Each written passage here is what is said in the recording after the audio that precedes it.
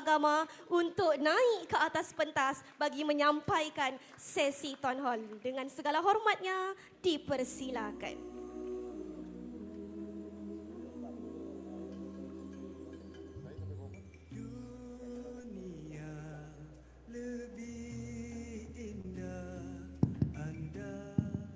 أعوذ بالله من الشيطان الرجيم بسم الله الرحمن الرحيم الحمد لله رب العالمين نحمده ونستعينه ونستغفره ونعوذ بالله من شرور أنفسنا ومن سيئات أعمالنا تحية طيبة وبركة من عند الله أما بعد من المؤمنين رجال صدقوا ما أحد الله عليه فمنهم من قضى نحبه ومنهم من ينتظر wama baddalu tabdila.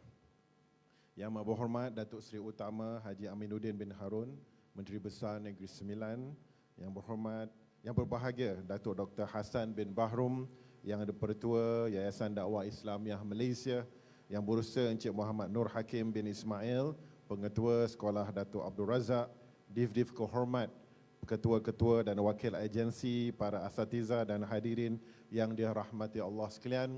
Assalamualaikum warahmatullahi wabarakatuh. Alhamdulillah, summa alhamdulillah. Kita rafakkan kesyukuran kepada Allah Subhanahu wa taala. Kita dapat bersama-sama di pagi ini di Dewan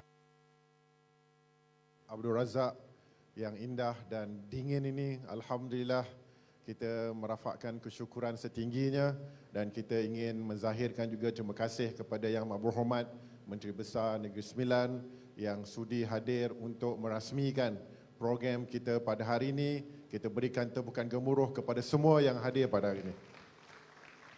Hadirin dan hadirat rahmat Allah sekalian, alhamdulillah kita sudah mendengar ucapan perasmian, kita sudah mendengar lagu-lagu salawat nasyid yang disampaikan oleh Hafiz Hamidun. Sekarang ini mengajak kepada semua untuk tukar channel yang baru, channel international, channel yang akan membawa anak-anak semua, asatizah muda kebangsaan, asatizah muda peringkat Negeri Sembilan ini, untuk kita meneroka, menelusuri dan juga akan cuba untuk scan, melihat realiti yang ada di hadapan kita, dan kita ingin menyimpul dan merumuskan apakah yang perlu dilakukan sebagai anak muda untuk melakukan perubahan. Hadirin dan hadirat anak-anak yang dirahmati Allah sekalian, kalau kita lihat dunia pada hari ini, dunia yang serba mencabar, khususnya dalam konteks dunia Islam. Jika kita lihat pada hari ini, dunia Islam berada di dalam keadaan yang sangat-sangat lemah, sangat-sangat mundur dan terkebelakang jika dibandingkan negara-negara majoriti bukan Muslim. Menghadapi konflik dan krisis di seluruh dunia, peperangan, konflik, krisis, kemiskinan, kemunduran dari segenap aspek pendidikan, kesihatan, teknologi dan sebagainya. Dan sekarang ini kita sudah masuk ke 1448 Hijri. Ya, sudah hampir separuh jalan bagi abad 15 Hijrah. Namun belum ada apa-apa yang menunjukkan negara Islam itu dalam masa terdekat akan kembali mendominasi dunia. Itu adalah hakikat yang berlaku. Jadi, apa yang saya ingin kongsikan kepada semua anak-anak pada hari ini adalah kita perlu memulakan usaha-usaha untuk mengangkat negara kita sebagai negara model, negara peneraju Islam di dunia. Kerana di abad ke-21 Masihi dan abad ke-15 Masihi, setelah kita melalui sejarah ketamadunan dunia, bermula dengan Madinah, Umayyah, Abbasiyah, Andalus, Osmaniyah. Selepas itu kita terus mundur, kita terus dijajah, kita terus terkebelakang dari segenap aspek kehidupan. Jadi pada hari ini kita ingin cetuskan satu semangat baru, khususnya kepada asatizah, untuk kita mulakan islah bermula di negara kita. Anak-anak semua, bangsa-bangsa di dunia, ataupun kalau kita lihat di kawasan di dunia, sudah pun memberikan sumbangan mereka. Orang Arab sudah, orang Parsi sudah, orang Kurdish sudah, orang India sudah, kerajaan Mughal, orang Ottoman, orang Turki sudah. Tetapi di Nusantara belum lagi. Jadi kita ingin jadikan pada abad ke-15 Hijri, pada abad ke-21, kebangkitan Islam adalah yang bermula daripada Nusantara, khususnya negara kita Malaysia. Anak-anak yang dirahmati Allah sekalian, baru-baru ini saya pulang daripada Tanah Suci Mekah, mengetuai delegasi Malaysia menunaikan ibadah haji. Dan ianya memberikan pengalaman yang luar biasa, kerana pada waktu ini saya mewakili negara dan mempunyai status mewakili negara sebagai Menteri Haiwal Agama. Apa yang saya boleh kongsikan kepada semua anak-anak semua? Di kalangan negara-negara Islam, Malaysia berada di satu tahap yang sangat-sangat membanggakan, yang sangat-sangat terkehadapan. Alhamdulillah. Jadi kalau ada di dalam negara kita yang mengatakan Islam terancam, Islam didiskriminasi, Islamnya tak betul, tuan-tuan pergilah ke luar negara. Semua melihat Malaysia sebagai sebuah negara Islam contoh, malahan negara yang stabil ekonominya, yang maju teknologinya, yang makmur ekonominya, dan mempunyai kefahaman Islam yang sangat-sangat baik. Alhamdulillah. Jadi saya kebetulan anak-anak semua, pada waktu itu, alhamdulillah saya mewakili Malaysia mendapat anugerah oleh kerajaan Arab Saudi. Bayangkan tuan-tuan, daripada 153 negara di dunia, Malaysia telah dinobatkan sebagai negara pengurusan haji terbaik di dunia. Alhamdulillah. Ini menunjukkan negara kita punya potensi yang hebat. Malah semua, kalau kita tengok di kemah-kemah, di Mina, di Arafah, semua akan melihat negara kita sebagai contoh. Jika di Piala Dunia, tengok rakyat Jepun akan kutip sampah selepas habis perlawanan bola sepak, jemaah haji Malaysia akan memastikan kemah-kemah bersih, teratur, tersusun, contoh jemaah haji terbaik di dunia. Itu sebagai contoh baik. Jadi saya nak memulakan premis Himpunan Asatizah Muda pada hari ini dengan potensi Malaysia menjadi sebuah negara, model negara Islam terbaik di abad ini, di abad ke-15 Hijrah maupun di abad ke-21 Masihi. Ini mengingatkan saya kepada perbualan saya dengan sahabat saya, Syekh Yasir Qadhi. Kalau semua kenal, siapa kenal Syekh Yasir Qadhi? Kenal? Kenal? Boleh Google Syekh Yasir Qadhi. Syekh Yasir Qadhi ini seorang ilmuwan yang hebat dari Amerika yang menulis banyak buku dan tafsir. Baik. Beliau telah berdakwah di seluruh dunia dan merupakan salah seorang ilmuwan yang menjadi rujukan dalam pelbagai aspek, khususnya tafsir dan sirah Rasulullah sallallahu alaihi wasallam. Dan beliau telah mengembara ke seluruh dunia memberikan ucapan, syarahan dan dakwah ke UK, ke London, ke Paris, ke Turki, ke Qatar, ke Dubai, ke Indonesia, ke Pakistan, Istanbul dan sebagainya.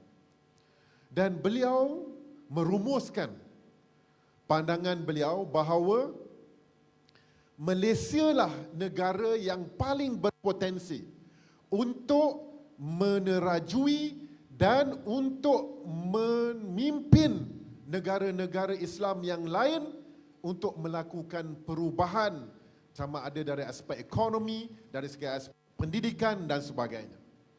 Kenapa?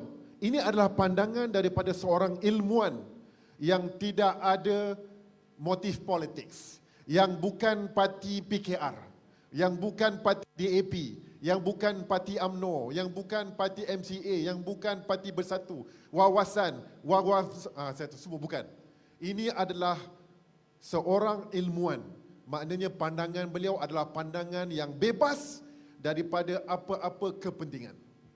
Beliau kata, Malaysia adalah sebuah negara yang terbaik pada saat ini untuk menjadi pusat kebangkitan Islam di dunia. Yang pertama, beliau kata Malaysia adalah sebuah negara yang multicultural, yang pluralism, yang jamak bangsa, jamak agama. Ini bermakna negara kita merupakan negara yang meraihkan kepelbagaian. Kalau di negara Arab, 99% Muslim, 97% Muslim. Tetapi di negara kita, kita adalah negara majority Muslim, tetapi significant numbers orang-orang bukan Islam, dan negara berada dalam keadaan yang aman damai, ekonominya stabil, dan negara kita negara yang meraihkan perbezaan. Malahan, negara kita juga ada dua model, iaitu majority Muslim di Semenanjung dan minority Muslim di Sabah. Dan rakyatnya berada dalam keadaan yang aman damai, berada dalam keadaan yang sejahtera. Itu nombor pertama. Yang kedua, Dr. Yasir mengatakan bahawa Malaysia mempunyai institusi Islam yang dinamik dan progresif. Kita ada IKIM, Institut Kefahaman Islam Malaysia. Kita ada Universiti Islam Antarabangsa, ada Universiti Sains Islam Malaysia, ada Al-Hijrah, ada JAKIM, ada YADIM, ada YAPIM, ada pelbagai institusi yang dinamik, progresif, yang boleh menerajui perubahan dan transformasi. Yang ketiga, beliau kata berbanding dengan negara-negara lain di dunia, Malaysia mempunyai pemimpin yang bervisi ummah, yang memperjuangkan hak-hak Palestin sejak sekian lama, yang memperjuangkan kemanusiaan sejak sekian lama. Malahan anak-anak semua, kalau kita lihat, ramai yang tak sedar, Malaysia adalah satu-satunya negara Islam yang diiktiraf sebagai penyamai kepada dua negara majoriti bukan Islam yang berperang.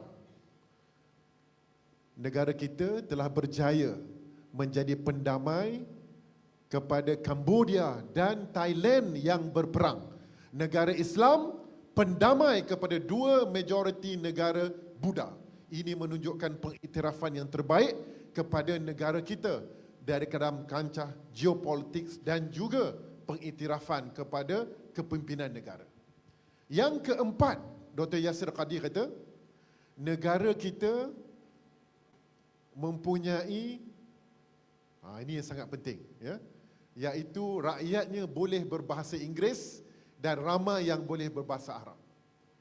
Apabila beliau banyak pergi ke Istanbul, pergi ke Jakarta, pergi ke Islamabad, tak seperti Malaysia. Daripada driver sampai tukang kebun sehinggalah yang ke atas boleh berbahasa Inggeris kurang-kurangnya. Dan boleh juga berbahasa Arab ramai. Dan ini antara kekuatan negara kita. Dan yang terakhir, negara kita majoritinya adalah anak muda. Median age negara kita adalah 31 tahun. Ini bermakna lebih 50% rakyat negara kita adalah orang muda dan 14 tahun ke bawah adalah berumur 14 tahun, 21% di peringkat negara kita. Ini maknanya negara kita boleh pergi jauh. Jadi apa yang saya ingin kongsikan sebagai premis pertama, kita kena bersyukur kepada Allah bahawa negara kita, orang lihat boleh menerajui dunia, insya-Allah. Baik.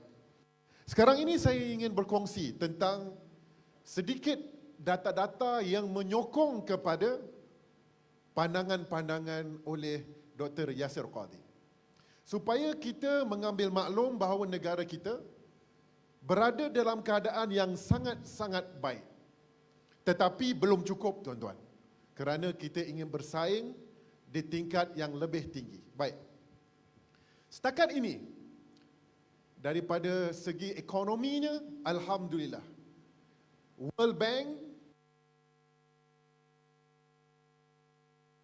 Poor's, Moody's, semua badan-badan agensi di dunia telah pun memberi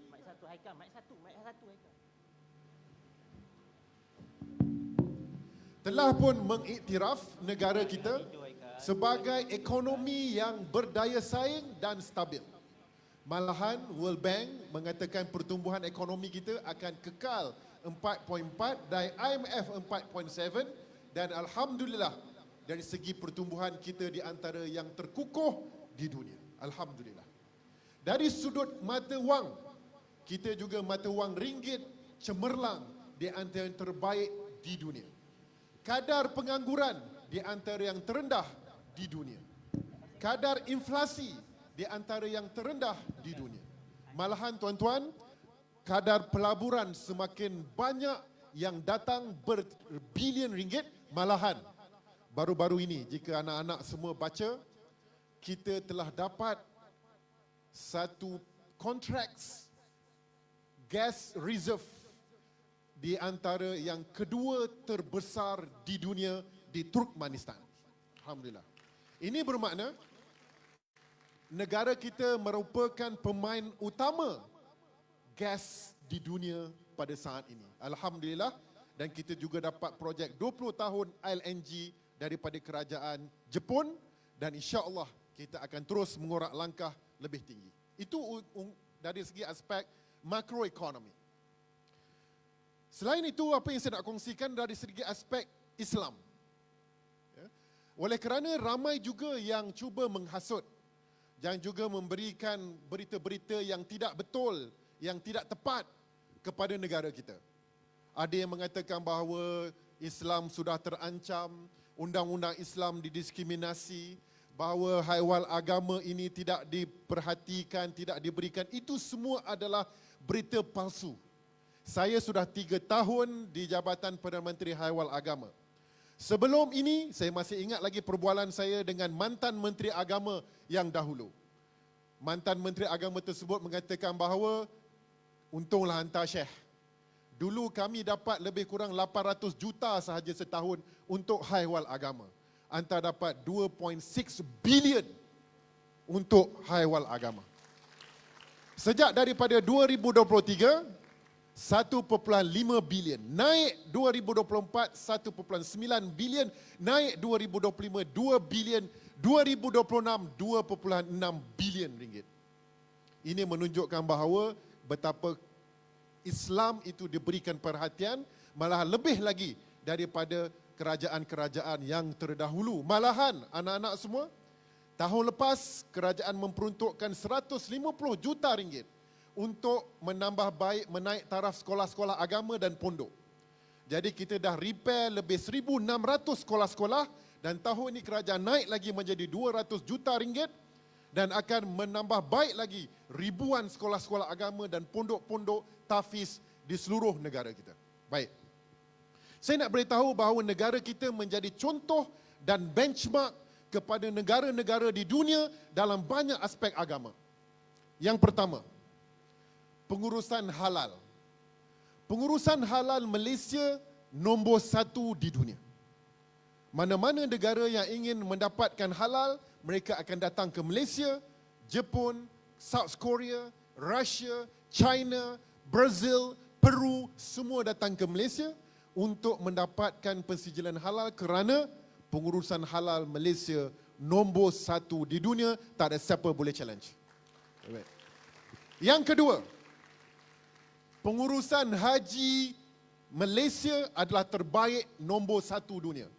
Anak-anak semua, kita dah menang 5 tahun berturut-turut pengurusan haji terbaik di dunia. Alhamdulillah. Apa yang saya nak katakan bahawa kita berada di satu tahap yang sangat-sangat membanggakan. Yang ketiga, kewangan Islam dan perbankan Islam, kita nombor 1 dunia lebih 13 tahun berturut-turut. Itu luar biasa. Bank Islamnya, universiti Islamnya, pendidikannya, kita adalah yang terbaik di dunia oleh Global Islamic Economic Indicator. Apa lagi yang kita terbaik? Pengurusan zakat kita. Pengurusan zakat kita sudah hampir mencecah 5 bilion. Sekarang ini 4.6 bilion. Dan kita sekarang ini menjadi rujukan kepada dunia bagaimana kita menguruskan, mengutip, mengagihkan zakat dengan cemerlang. Alhamdulillah. Begitu juga dengan sektor wakaf kita. Sektor wakaf Malaysia adalah sektor wakaf yang paling inovatif, yang paling berdaya cipta. Kita memperkenalkan pelbagai instrumen yang pertama di dunia dalam konteks wakaf yang lebih komersial dan lebih menguntungkan. Alhamdulillah. Baik. Dari sudut pendidikan Islam, anak-anak semua, pendidikan Islam adalah di antara tumpuan dan rujukan dunia pada hari ini. Jika anak-anak semua pergi ke universiti, sudah ramai anak-anak umat-umat Islam daripada Eropah, daripada Amerika yang belajar agama di Universiti Islam Antarabangsa, di USIM, di UKM, di UUM, di UM dan sebagainya kerana mereka yakin dengan sistem dan juga pendidikan Islam yang ada. Malahan sekarang ini apa yang kita lakukan, sistem pendidikan tahfiz kita majukan. Anak-anak semua, untuk tahfiz, saya boleh nyatakan bahawa sekarang ini banyak negara-negara lain yang sudah mula ingin belajar dengan negara kita. Kerana kita sudah bangunkan sistem tahfiz yang menyeluruh. Dari dasar, standard, sijil dan juga beasiswa. Dan sekarang ini anak-anak tahfiz kita boleh menyambung pengajian kepada 4 saluran. Saluran ke universiti, saluran untuk TVET, saluran untuk turas pondok dan juga saluran untuk professionals. Yang ini kita bangunkan dan kita telah tubuhkan Majlis Tahfiz Negara. Alhamdulillah. Tak ada mana-mana negara di dunia yang ada Majlis Tahfiz Negara. Baik. Dari sudut undang-undang syariah, ramai yang mengatakan undang-undang syariah kini diabaikan. Anak-anak semua saya nak beritahu, saya profesor undang-undang. Saya menulis banyak buku-buku, makalah-makalah dan artikel yang mengkaji undang-undang. Dan sekarang ini, negara kita sedang memperkemas dan memperkasakan undang-undang syariah, tetapi kita lakukan dengan lebih berhikmah dan menyeluruh. Sebelum ini, untuk meningkatkan undang-undang Islam, mitosnya adalah RUU 355. Sedangkan RUU 355 itu adalah satu kecil sahaja daripada pemerkasaan undang-undang. Apa yang kerajaan lakukan pada hari ini, kita lakukan pemerkasaan undang-undang secara menyeluruh. Nak laksanakan undang-undang syariah, perkara pertama adalah sumber manusia. Hakim, peguam, pegawai syariah. Apa yang kita lakukan? Tahun lepas, kita telah pun menubuhkan Akademi Kehakiman Syariah Malaysia pertama kali yang dilaksanakan dalam sejarah negara. Alhamdulillah. Kita telah melatih, tahun lepas kita telah melatih lebih 1,800 pegawai syariah dan hakim-hakim kita supaya mereka lebih mahir, kompeten mereka lebih tinggi, lebih professionals. Ya. Bukan itu sahaja, kita sekarang ini sedang mengkaji untuk menaikkan lagi status hakim-hakim mahkamah syariah. Doakan kajian saraan kehakiman syar'i ini akan dapat kita laksanakan. Selain itu, kita nak angkat lagi mahkamah syariah. Sebelum ini, anak-anak semua, siapa yang belajar syariah, kita ada 3 level mahkamah syariah. Mahkamah rendah, mahkamah tinggi, mahkamah rayuan. Mahkamah sivil ada banyak level.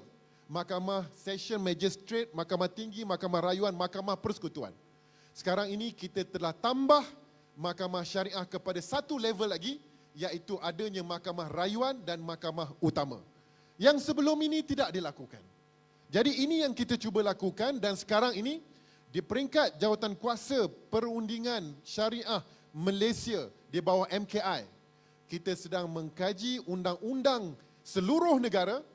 Kita sudah mengenal pasti lebih 480 enactment undang-undang negeri yang boleh kita selaraskan, dan insya-Allah kita akan perkenalkan undang-undang model, undang-undang yang boleh memperkemas, menyeragam dan memperkukuhkan lagi undang-undang seluruhnya, insya-Allah. Jadi kita sedang melakukan dengan sedayanya. Baik anak-anak semua. Saya nak tutup untuk buka sesi soal jawab.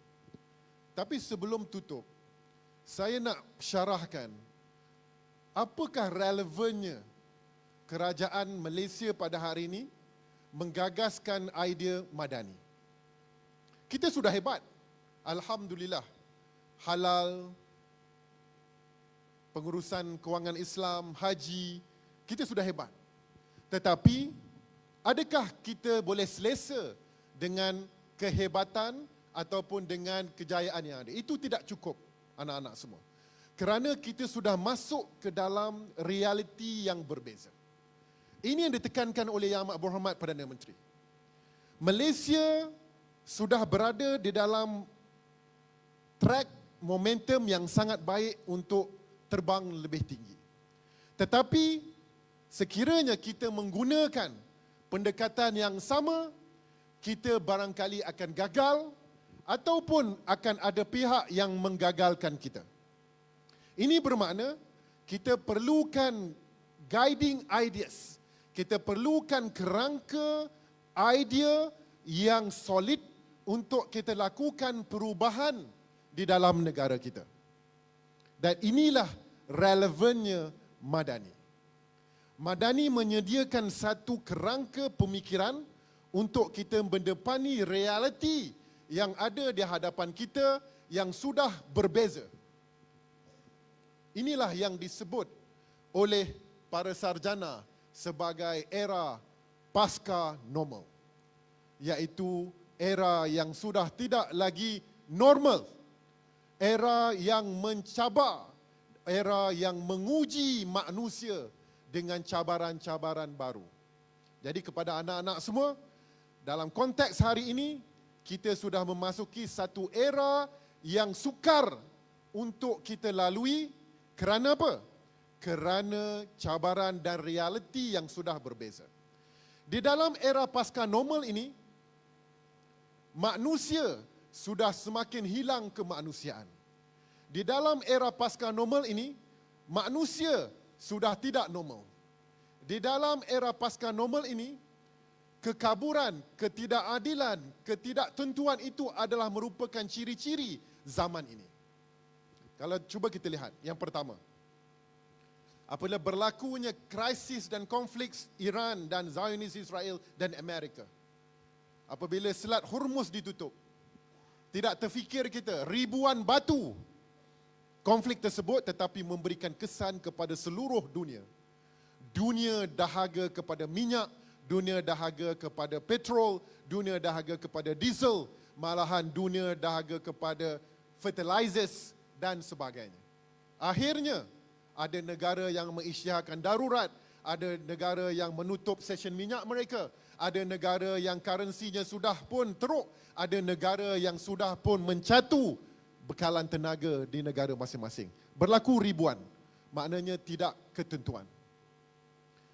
Selain dari itu, kita juga lihat daripada zaman ini, apabila manusia sudah obses dengan teknologi, sudah obses dengan artificial intelligence, manusia secara automatik sudah hilang kemanusiaan.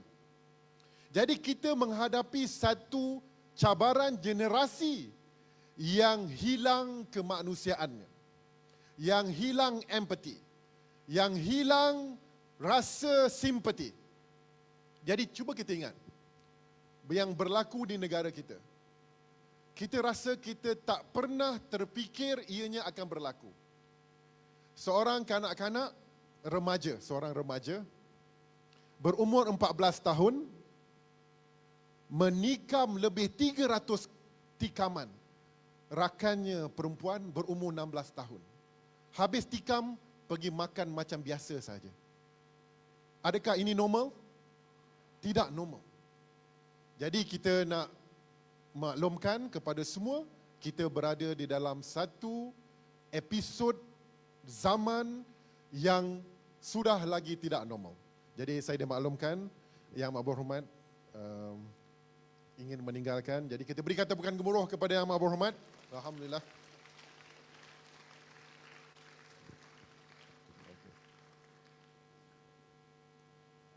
Terima kasih.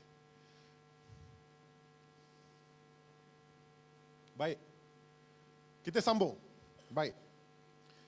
Apabila kita sebut yang tidak normal, ianya bukan hanya berlaku di negara kita. Ianya juga berlaku di seluruh dunia. Ini bermakna dunia memerlukan kembali sistem yang berpaksikan kepada nilai, sistem yang berasaskan kepada prinsip etika dan moral. Kerana dunia sudah semakin hilang kemanusiaannya. Kalau kita lihat di Gaza, buat pertama kalinya dalam sejarah umat manusia, seluruh dunia dapat menyaksikan genocide, ethnic cleansings, apartheid, illegal occupations, pembunuhan kanak-kanak, perobohan universiti secara terang-terang dan real time. Tetapi dunia tidak berbuat apa-apa kerana dunia sudah hilang kemanusiaannya, dunia sudah hilang simpati dan empati. Jadi apa yang perlu kita lakukan pada hari ini adalah untuk menyusun atur kembali negara kita supaya kita dapat terus cemerlang, menggapai di langit, mengakar di bumi.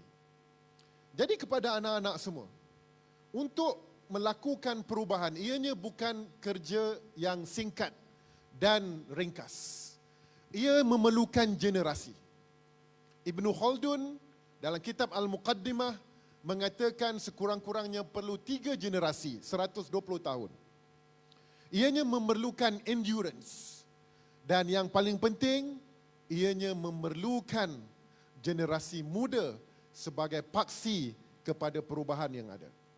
Jadi saya nak berkongsi kepada semua, bagaimanakah sebuah negara yang dahulunya miskin, yang dahulunya berada dalam keadaan yang begitu mundur, tetapi bangkit menjadi salah satu negara superpower di dunia, negara China. Jadi anak-anak semua, cuba anak-anak semua cari sebuah buku yang bertajuk The 100-Year Marathon. Tajuk buku tu Marathon 100 Tahun. Bagaimana negara China mempunyai strategi, the secret strategy of China to replace America as a global power, oleh Michael Pillsbury. Buku ini menceritakan bagaimana negara China menyusun atur generasi. Bermula daripada 1921 dan sekarang ni 2021, first phase sudah selesai. Mereka bangkit menjadi di antara superpower di dunia dengan endurance yang sangat-sangat baik. Dan sekarang ini mereka masuk ke fasa yang kedua, iaitu sehingga 2049, itulah pada masa itu China akan menjadi naga, akan menjadi superpower di dunia yang akan mengalahkan Amerika dari sudut ekonomi, teknologi, pendidikan dan sebagainya. The 100-Year Marathon, maknanya perjuangan bukan mudah, ianya memerlukan satu perancangan yang panjang. Jadi anak-anak semua, itu sebabnya kita adakan himpunan asatizah muda, kerana asatizah muda mesti memainkan peranan untuk mengembalikan Islam itu di satu tahap yang sebaiknya. Kemudian kita tengok satu model lagi. Model negara yang kecil. China ada 1.4 bilion. Jadi kita boleh kata, bolehlah negara China 1.4 bilion boleh dah dilakukan. Saya nak bagi satu contoh negara yang kecil tetapi menguasai dunia. Siapa tahu negara mana? Siapa tahu negara mana? Negara Israel. Negara Israel. Jadi anak-anak semua boleh baca buku yang berjudul The Startup Nations. A Story of the Israel's Economic Miracle. Ini ditulis oleh dua orang penulis yang menceritakan bagaimana Israel membina negara mereka yang hanya ada 7 juta rakyat. Tetapi menguasai dunia, malahan kalau anak-anak semua pergi ke bursa Nasdaq di New York, puluhan syarikat-syarikatnya adalah syarikat-syarikat dari Israel. Dan apa yang menjadi resepi mereka menguasai dunia? Semua syarikat-syarikat startup nation yang diasaskan oleh Israel ini adalah syarikat-syarikat high technology. Syarikat security, syarikat data, syarikat-syarikat yang menguasai teknologi di dunia. Dan ini adakah projek yang 10 tahun, 20 tahun? Tidak. Projek mereka sudah pun mencapai 70 tahun. Dan ianya berjaya kerana mereka ada endurance, mereka ada strategi, mereka ada semangat walaupun mereka jahat. Jadi kebatilan yang terancang akan mengalahkan kebaikan yang tidak teratur. Jadi inilah yang kita ingin lakukan untuk menyusun Malaysia. Malaysia ada 34 juta, Israel ada 7 juta. Kita boleh melakukannya insya-Allah. Insya-Allah. Jadi apa yang kita perlu buat? Baik. Kita ada models, kita boleh lihat perkara tersebut. Sekarang ini apa yang kita perlu lakukan? Ini yang sangat penting anak-anak semua. Kita perlu melakukan perubahan. Perubahan yang bagaimana? Perubahan yang perlu dilakukan oleh kita semua, khususnya anak muda, adalah perubahan pemikiran. Mindset transformations. Kerana apa-apa perubahan yang tidak diiringi dengan pemikiran, maka ianya akan gagal. Malahan akan gagal segagal-gagalnya. Allah Subhanahu Wa Taala mengingatkan kita bahawa nasib sesuatu kaum itu tidak akan diubah, melainkan mereka mengubahnya sendiri. Tetapi sekiranya kita mengambil tafsir dan makna ayat ini, Allah Subhanahu Wa Taala mengingatkan kita bahawa perubahan itu mesti berlaku from within. Mesti berlaku daripada jiwa dan pemikiran, barulah ianya akan diterjemahkan dalam pelaksanaan. Oleh itu, pemikiran kita mesti pemikiran yang dynamic, progresif, pemikiran yang selari dengan pemikiran Al-Quran dan juga sunnah Rasulullah SAW. Apabila kita ingin membina negara kita, melakukan perubahan yang bagaimana? Perubahan yang Al-Madinah Al-Munawwarah, perubahan yang rahmah, perubahan yang wasatiyah, perubahan yang maqasidi, perubahan yang rahmah, perubahan yang membawa kesejahteraan. Dan inilah madani. Inilah yang saya maksudkan bahawa negara kita memerlukan satu guiding ideas untuk melakukan anjakan pemikiran yang baru. Daripada pemikiran yang jumud kepada yang lebih dynamic, progresif. Daripada pemikiran yang rasis kepada pemikiran yang rahmah dan sejagat. Daripada pemikiran yang prejudis, yang syakwasangka kepada pemikiran yang optimis, pemikiran yang confidence. Daripada pemikiran yang sentiasa melihat kebencian, hatred, kepada pemikiran yang melihat kepada kasih sayang. Inilah Malaysia Madani, Al-Madinah Al-Munawwarah. Jadi jika orang tanya apakah yang dimaksudkan dengan Madani, Al-Madinah Al-Munawwarah. Apabila Rasulullah SAW berhijrah daripada Mekah ke Yasrib, ke Madinah, Apa yang baginda lakukan? Pertama adalah rebranding Yathrib. Apa yang Rasulullah rebranding? Dengan memberi nama yang indah, Al-Madinah Al-Munawwarah. Jadi itulah di antara yang dilakukan oleh Rasulullah. Kemudian apa yang baginda lakukan? Kontrak sosial, iaitu menyatupadukan penduduk Madinah. Qala Rasulullah sallallahu alaihi wasallam, ya ayuhan nas, afshus salam wa at'imut ta'am wasilul arham wa sallu billahi wan nasu niyam wa tadkhul jannah bisalam. Ini adalah pidato awal baginda untuk menubuhkan negara Madinah untuk mencipta ketamadunan baru. Apa dia? Wahai manusia, mesej kemanusiaan. Afshus salam, sebarkan salam, sebarkan keadilan, sebarkan keamanan, sebarkan kestabilan. Wa at'imut ta'am, perkukuhkan ekonomi, bantu orang-orang yang memerlukan. Wasilul arham, kukuhkan perpaduan. Kemudian barulah ada dimensi ibadah. Wa sallu billahi wan nasu niyam. Jadi apa yang kita ingin caknakan kepada asatizah muda pada hari ini adalah kita perlu kembali kepada original, kepada asasnya.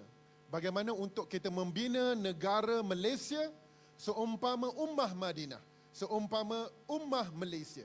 Yang dia dalamnya ada orang Yahudi, orang Parsi, orang Afrika, orang Arab. Tetapi dalam konteks Malaysia, kita ada orang Cina, ada orang India, ada orang Kadazan, ada orang Iban, akan bersama-sama membentuk ummah Malaysia yang akan mencipta ketamadunan yang berasaskan kepada akhlak dan nilai. Jadi anak-anak semua, saya ingin tutup dengan satu peringatan. Ini adalah sangat penting. Barangkali ada yang mengatakan bahawa Malaysia Madani itu adalah retorik. Malaysia Madani itu adalah satu bahan politik.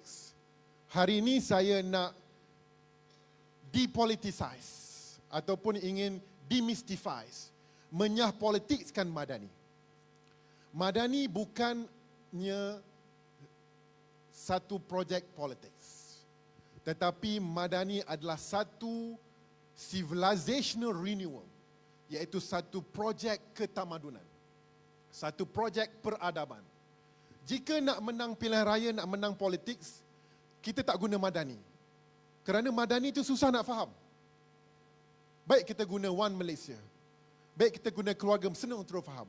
Tetapi oleh kerana Madani itu originalnya adalah Al-Madinah Al-Munawwarah, yang disebut oleh Al-Farabi sebagai Al-Madinah Al-Fadilah, yang disebut oleh Ibn Khaldun dalam Muqaddimah sebagai Al-Khadarah ataupun Umran, yang disebut oleh para sarjana sebagai Thaqafah, ianya menjadi guiding ideas untuk melakukan perubahan. Sekiranya kita tidak ada guiding ideas, kita akan gagal. Ada seorang penulis yang bernama Asif Bayat. Dia menulis sebuah buku yang mengkaji jatuh bangun revolusi di dunia. Ada lebih 200 revolusi dalam masa beberapa ratus tahun di seluruh dunia. Lalu beliau membuat penelitian. Kenapa gagal, kenapa berjaya. Beliau memberikan contoh. Kenapa revolusi Amerika berjaya? Maknanya perubahan itu berjaya. Beliau merumuskan bahawa revolusi Amerika berjaya kerana ia ada guiding ideas. Ia ada gagasan pemikiran yang jelas.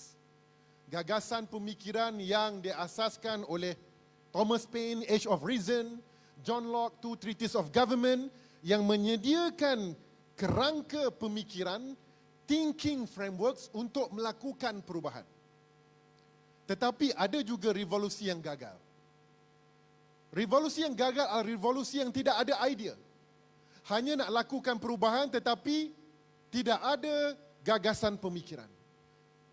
Antaranya adalah revolusi Arab Spring. Arab Spring, kalau kita lihat sekitar 2008, berjaya menjatuhkan rejim. Tetapi akhirnya digantikan dengan rejim yang baru. Kerana ia tidak ada satu guiding ideas. Tidak ada kerangka thinking frameworks yang ingin diperjuangkan. Cuma hanya ingin menjatuhkan rejim tetapi tidak ada gagasan pemikiran yang baik. Maknanya, untuk melakukan perubahan, bukan revolusi lah di Malaysia ini. Untuk melakukan islah di negara kita, dengan realiti yang baru, post-normal times ini, kita memerlukan thinking framework yang baru. Dan Alhamdulillah, kita ada Madani sebagai thinking framework yang solid, yang asli, yang genuine, yang asasnya adalah daripada Madinah Al-Munawwarah. Jadi kita ingin mengajak kepada semua asatizah dan kepada semua anak muda yang ada di Dewan ini untuk kita turut sama di dalam gerakan yang kita gerakkan pada hari ini. Gerakan Himpunan Asatizah Muda seluruh negara. Kita sudah pusing kepada seluruh negara, selepas ini akan Johor, selepas itu beberapa negeri yang lain. Kita ingin cetuskan gelombang baru, kebangkitan anak muda yang melakukan islah, yang akan menerajui perubahan di Malaysia ini sebaiknya. Wabillahi taufiq wal hidayah. Assalamualaikum warahmatullahi wabarakatuh. Saya buka sesi soal jawab kepada semua.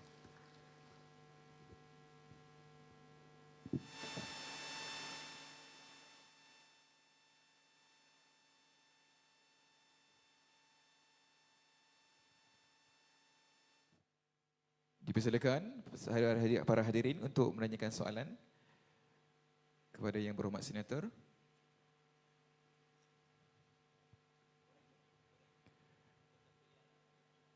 Siapa-siapa yang ingin mengajukan soalan, perbincangan boleh ajukan. Kita buka ruang kepada para hadirin untuk menanyakan terus kepada Yang Berhormat Senator Dr. Zulkifli bin Hassan, Menteri di Jabatan Perdana Menteri Hal Ehwal Agama.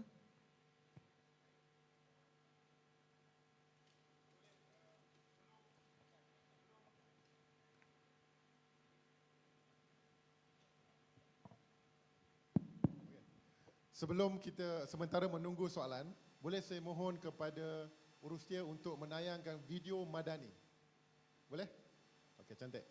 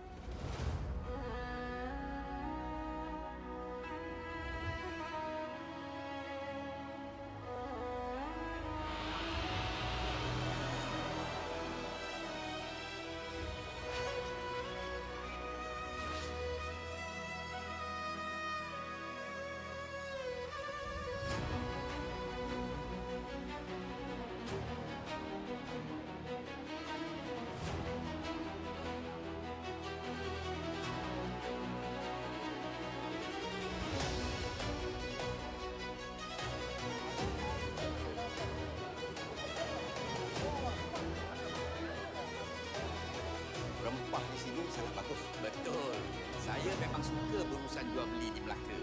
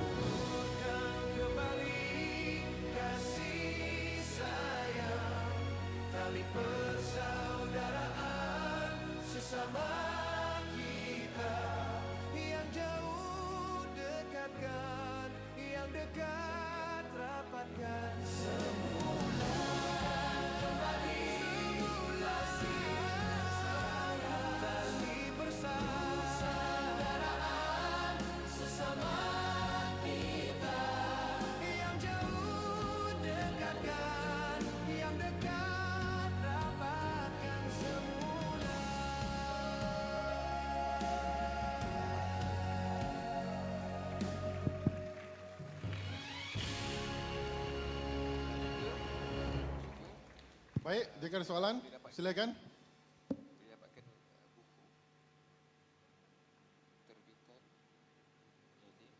Tes.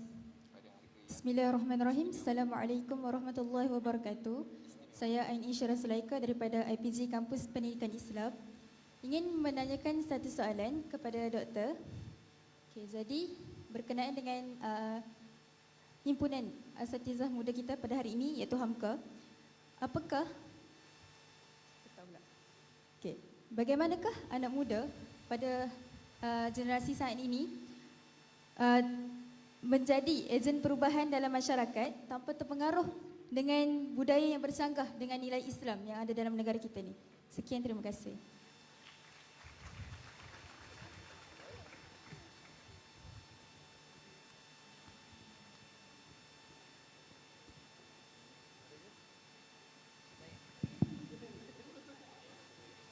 Tak ada? Baik, saya jawab dulu. Sementara menunggu soalan lagi. Baik. Berkenaan dengan soalan oleh Zulaikha daripada IPG. Baik.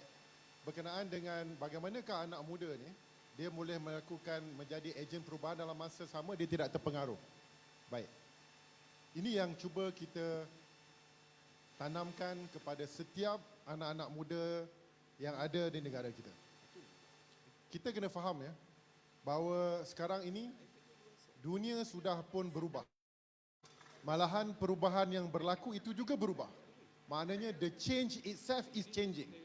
Itu merupakan sesuatu yang sangat kompleks untuk kita tangani dalam situasi yang pada hari ini.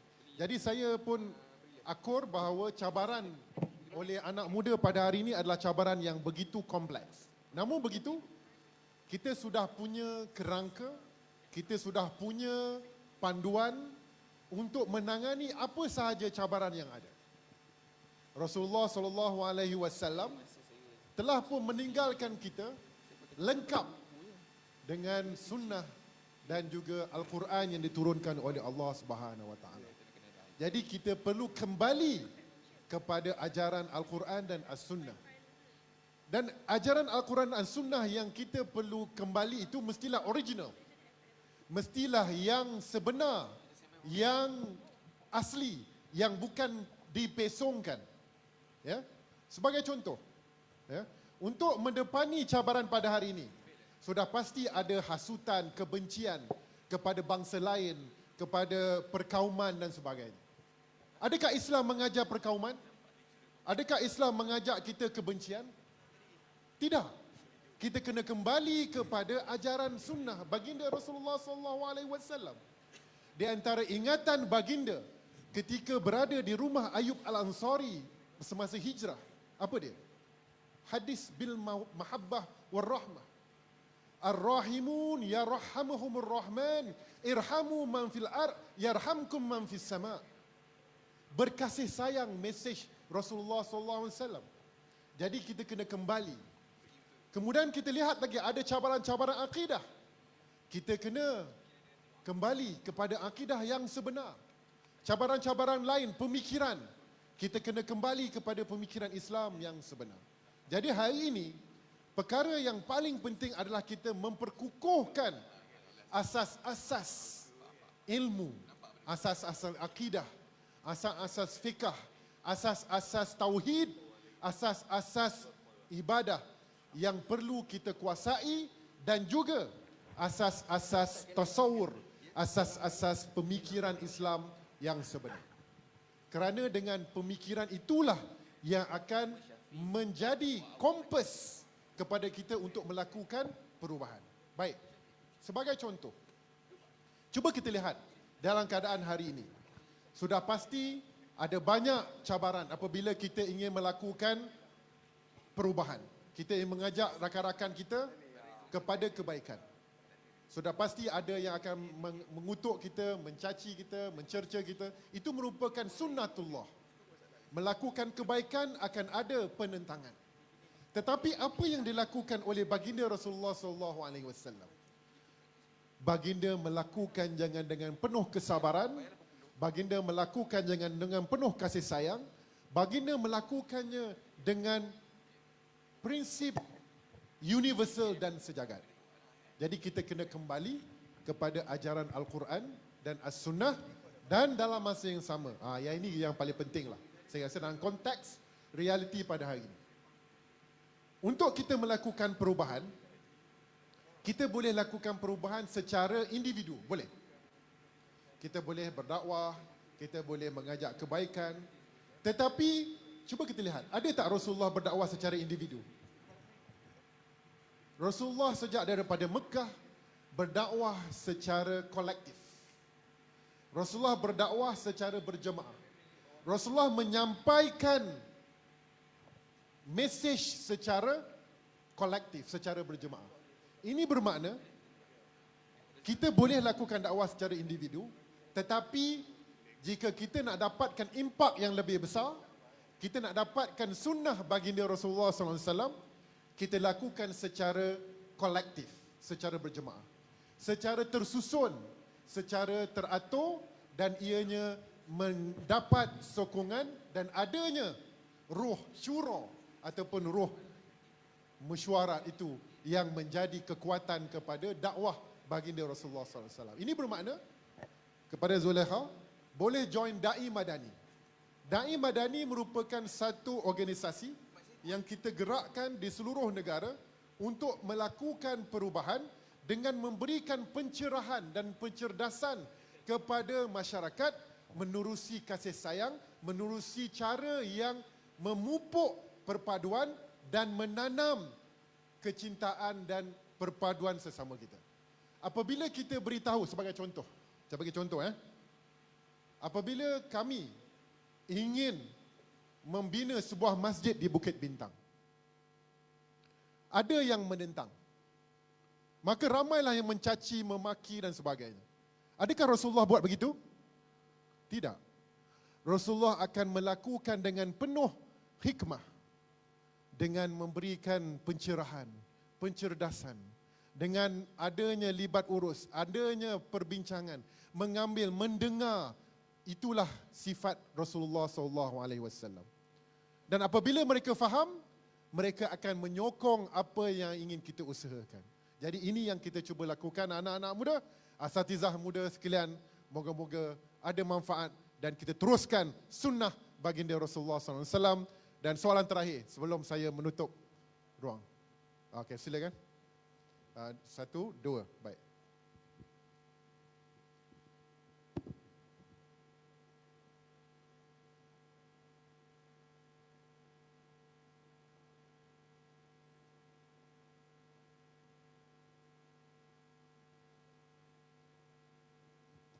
Bantu mikrofon.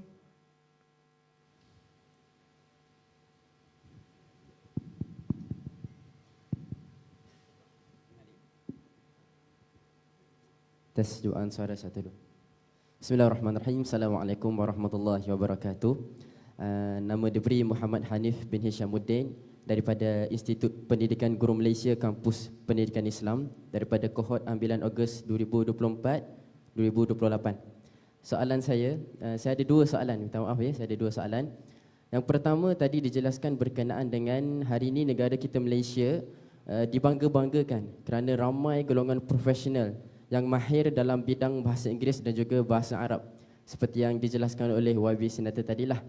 Cuma soalan saya yang pertama, baru-baru ni kami telah mendapat tugas daripada IPJM untuk melaksanakan pentaksiran berasaskan sekolah fasa 1 dan fasa 2. Menurut pemerhatian yang telah dijalankan, apabila kami jalankan pentaksiran tersebut, kami dapati ramai dalam kalangan anak cilik yang berumur di antara 6 hingga 12 tahun yang mengalami masalah sasiah ataupun lebih mudah untuk kita cakap tentang karomah insaniah.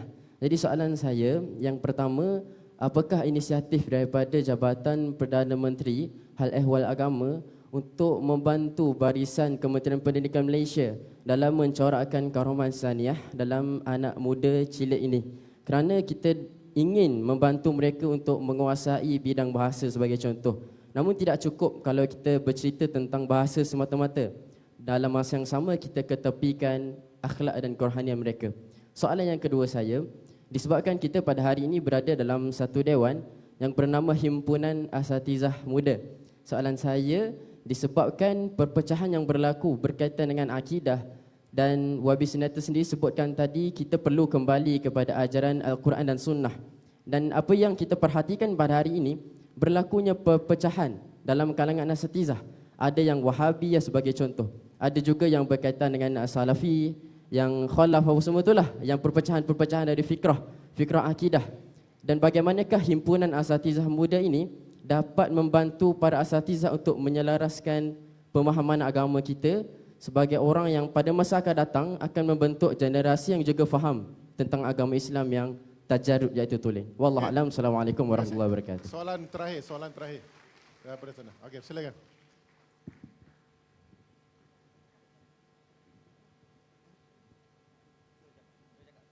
Bismillah.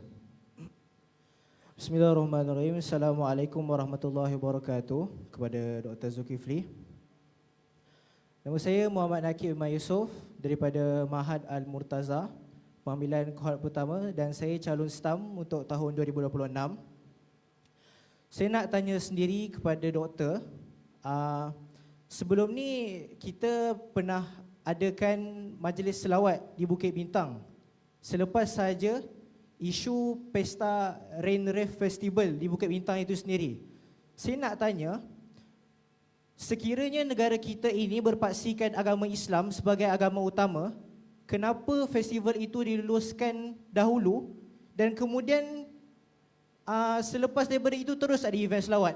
Walhal pada sebelum itu, sepatutnya setiap daripada apa-apa majlis, apa-apa festival, setahu saya perlu dah dihantar kertas kerja dan diluluskan di pejabat yang ke mana saya tidak tahulah. Dan saya mempunyai pengalaman dalam pengurusan bidang Badan Wakil Pelajar di peringkat MRSM pun, setahu saya dia ada kelulusan tertentu. Tetapi kenapa festival ini mendapat kelulusan sedangkan kita punya agama di negara kita itu adalah agama Islam sebagai agama utama? Dan yang kedua, saya rasa mungkin doktor tersalah cakap yang bahawa negara Israel sendiri itu bukan negara. Dan saya rasa Israel itu adalah bangsa dalam negara Palestin. Dan kita kena sentiasa ingatkan kepada Israel itu sentiasa menjadi bangsa dalam negara Palestin. Walaupun dia diiktiraf oleh dunia, tapi sebagai masyarakat Islam kita akan sentiasa mempertahankan Palestin sebagai negara diorang. Itu saja saya. Terima kasih. Assalamualaikum warahmatullahi wabarakatuh. Baik. Terima kasih. Ramai penyokong. Alhamdulillah. Baik. Yang pertama berkenaan dengan solat, berkenaan dengan sasiah. Tahniah saya ucapkan, ada kajian yang dibuat, itu merupakan usaha yang kita sangat alu-alukan. Dan di peringkat Jabatan Perdana Menteri Hal Agama, kita memperkukuhkan lagi kafar kita. Ya?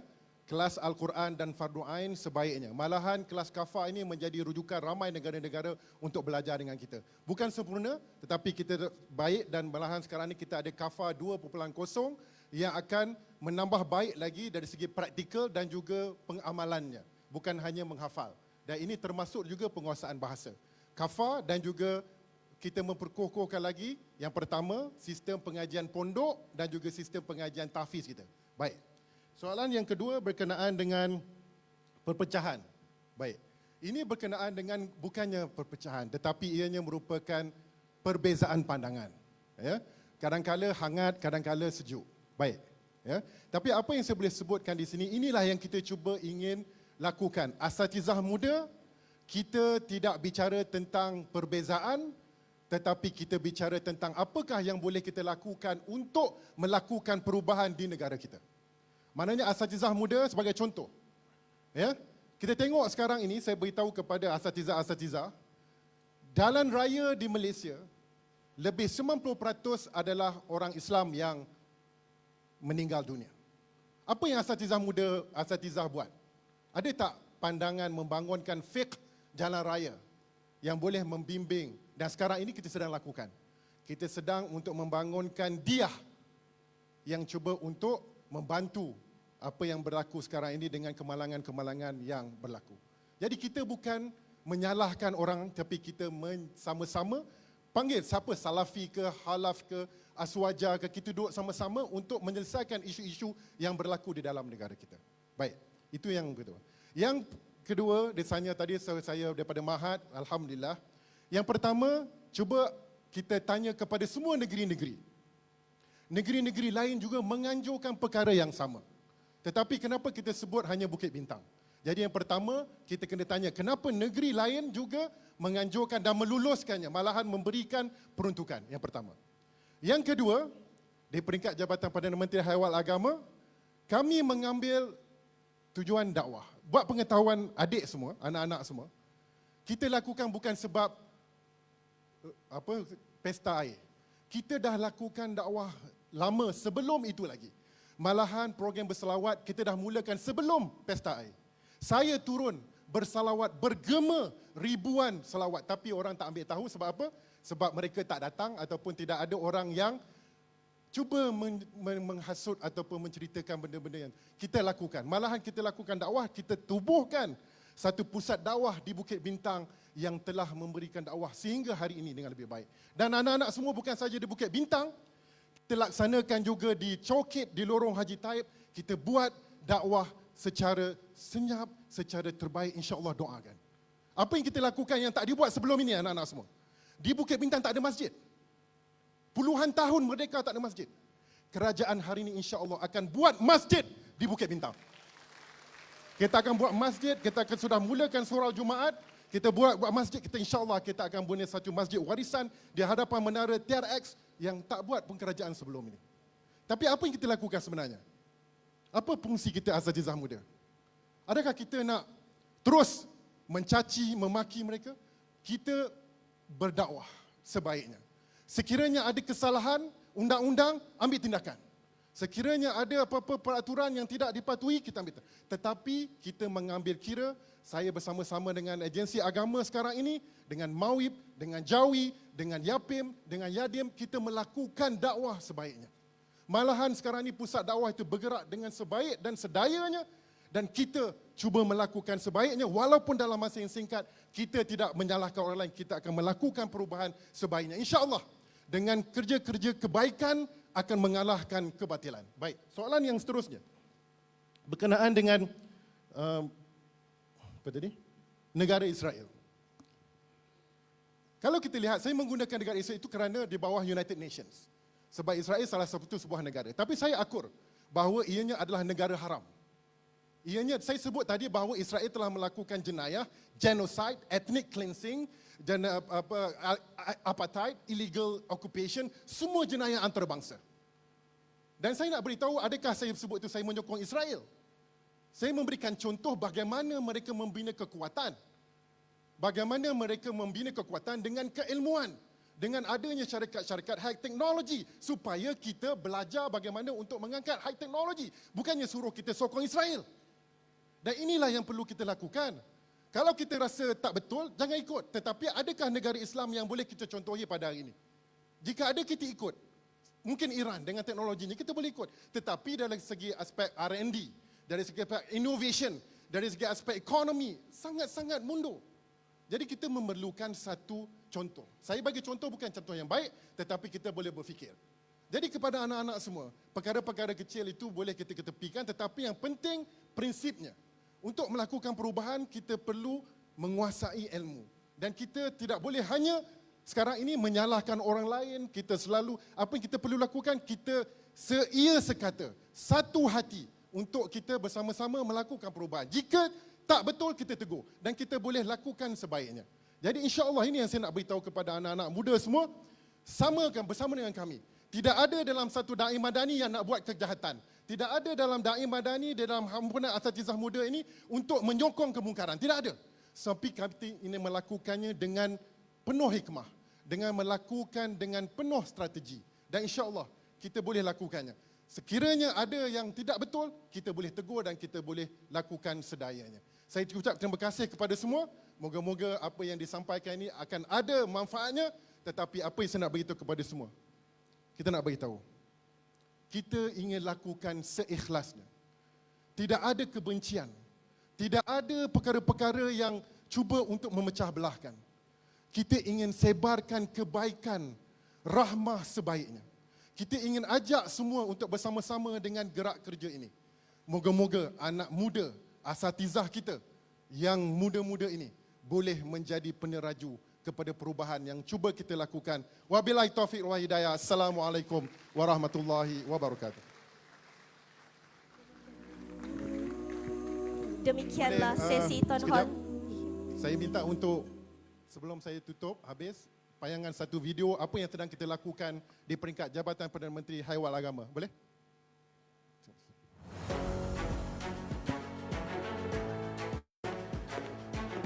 Bayangkan sebuah masa hadapan di mana tradisi dan teknologi bukan lagi dua kutub yang berbeza. Jabatan Perdana Menteri Hal Ehwal Agama bukan sekadar penjaga warisan tetapi pemacu inovasi umat yang meletakkan Malaysia sebagai model rujukan Islam global abad ini. Birokrasi fizikal kini menjadi sejarah di bawah satu ekosistem big data yang bersepadu. 14 agensi kini bergerak seirama. Tiada lagi andaian, hanya keputusan berpaksikan data. Lihatlah fatwa digital. Kepintaran buatan atau AI kini menjadi pembantu ulama menapis ribuan ijtihad dalam sesaat. Memberikan jawapan hukum secara real time yang sahih dan tuntas. Kita tidak lagi menunggu jawapan, kita mencipta penyelesaian. Kes mahkamah yang makan masa bertahun kini dipercepatkan. Tiada lagi fail yang menggunung. Dengan sistem kehakiman pintar, pengurusan kes kini automatik dan telus. Proses tuntutan nafkah dan pembahagian harta pusaka diselesaikan sepantas kilat melalui kontrak pintar. Memastikan hak asnaf dan wanita terpelihara tanpa birokrasi yang membebankan. Kita bukan sekadar menghukum, kita menegakkan keadilan dengan ihsan dan ketepatan teknologi. Setiap ringgit yang anda beri sampai kepada asnaf yang tepat melalui algoritma keperluan sebenar. Ekonomi Islam kini mencecah fasa radikal. Tabung haji mengemudi ekonomi hijau dunia. Manakala zakat dan wakaf kini lebih telus melalui teknologi blockchain. Di makmal-makmal global, persijilan halal JAKIM melangkaui sekadar cop pada bungkusan. Dengan penderia bio dan nanoteknologi, status halal dikesan secara automatik. Inilah standard dunia pada masa hadapan. Pintar, pantas dan suci. Di bumi bertuah ini, kita membuktikan bahawa Islam adalah rahmat buat sekalian alam. Melalui prinsip Ta'ayush Al-Silmi, Malaysia menjadi mercu tanda peaceful coexistence, sebuah kebersamaan harmoni yang menjadi rujukan peradaban moden. Kita tidak hanya membina sistem, kita membina insan. Lahirnya hybrid ulama, graduan tahfiz yang bukan sahaja hafaz kalam Tuhan tetapi juga pakar dalam robotik dan sains angkasa. Dakwah kita kini merentasi sempadan fizikal dari mimbar tradisional ke ruang metaverse. Nilai Islam dibawa ke meja dialog peradaban dunia mendepani isu iklim dan etika.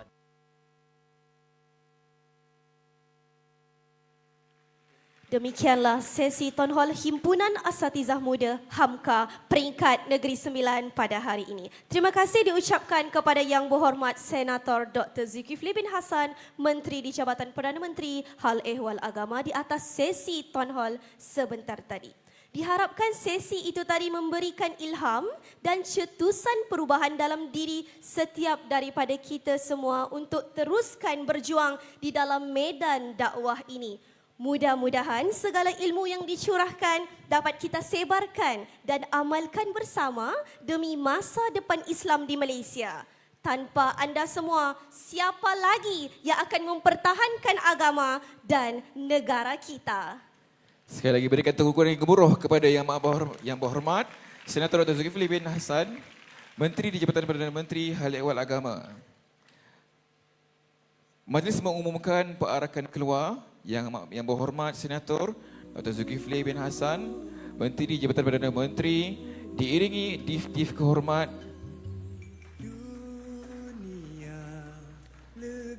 sama-sama kita bagikan tepukan kepada Yang Berhormat Senator atas sesi town hall yang telah disampaikan sebentar tadi.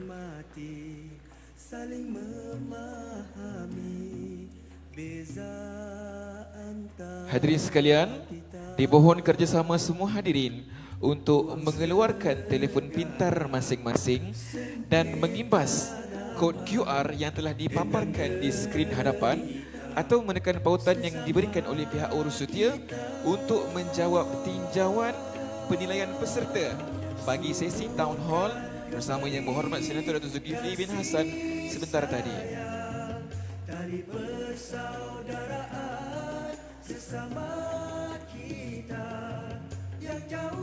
Jika terdapat sebarang cadangan, komentar, bolehlah disekalikan dalam tinjauan penilaian peserta dengan mengimbas kod QR di hadapan. Hadirin sekalian, selain daripada itu, kami ingin memaklumkan bahawa terdapat beberapa reruai yang disediakan di bahagian belakang kiri dewan yang boleh dikunjungi